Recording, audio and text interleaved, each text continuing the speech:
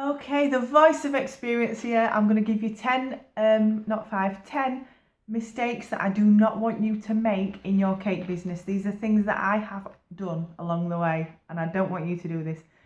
Your number one, do not try out your new recipes and techniques on a customer first.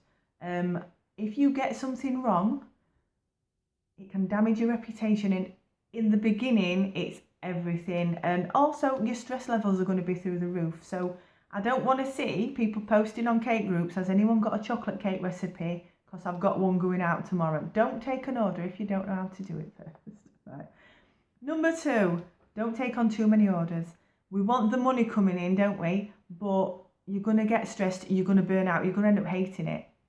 Most people do drop out early on in the cake business because they're taking too much on.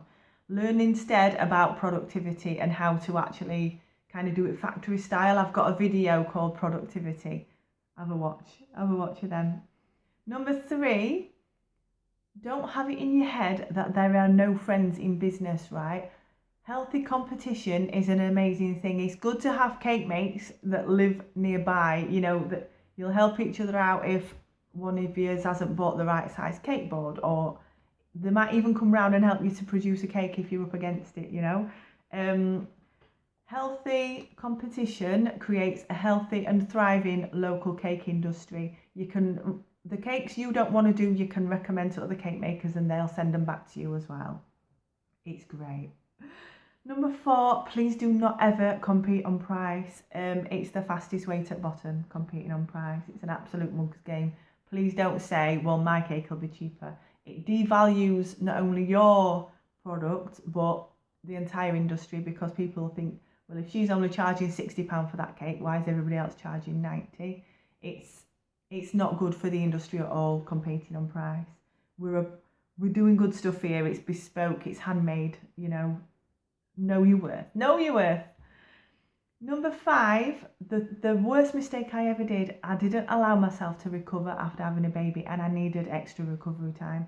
For the sake of taking another few weeks or another month, not just when you've had a baby, if you've had the flu or anything like that, let yourself recover.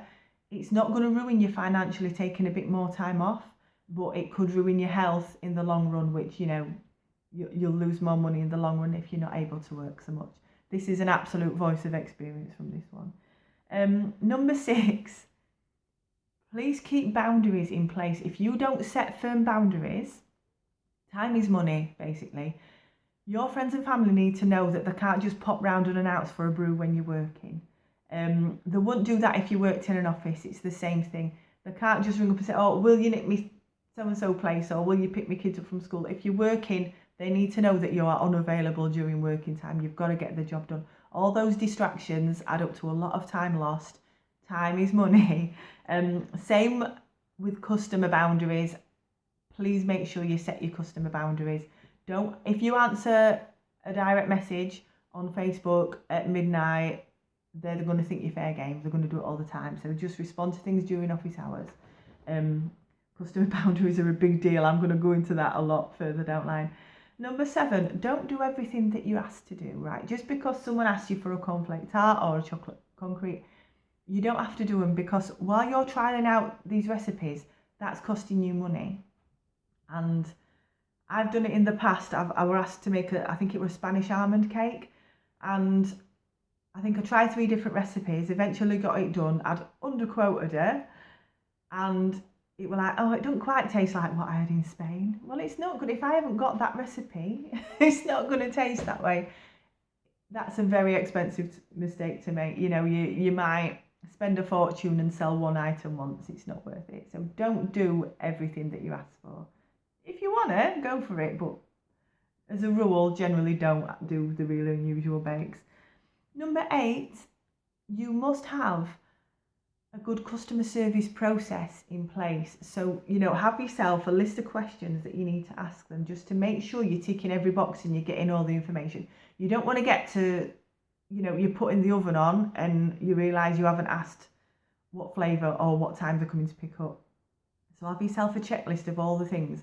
And at the end of it, have, if someone's inquired and they don't get back to you, chase up. You'll get loads more work If someone's not replied, a week later, send them a message and just say, are you still wanting to book? Because somebody else is asking for your date. It's amazing how much more work you do actually get by chasing people up. So don't forget a good customer service process. Number 9, please don't supply other businesses until you've asked for advice from people who've experienced it, and you know what's happening, because honestly, it's been the biggest risk to my business along the way has been business to business supply. I've had so many nightmares trying to do it. Because I had premises in town, I would get approached a lot and it never worked out well. I'm not saying don't do it, but just know what you're in for before you do it. Number 10, right, my biggest advice I can give you when it comes to serving customers, there's a phrase, if it walks like a duck and talks like a duck and sounds like a duck, it's probably a duck. If this customer's giving off bad vibes and you think that they're going to be a nightmare to work with, they're probably going to be a nightmare to work with. Quite often we can ride it out and win them over. Is it worth the effort? You know, it's often down to the customer's own anxiety. I'm not saying that they're a bad person, but some people are just a-holes and they just want to ruin your day.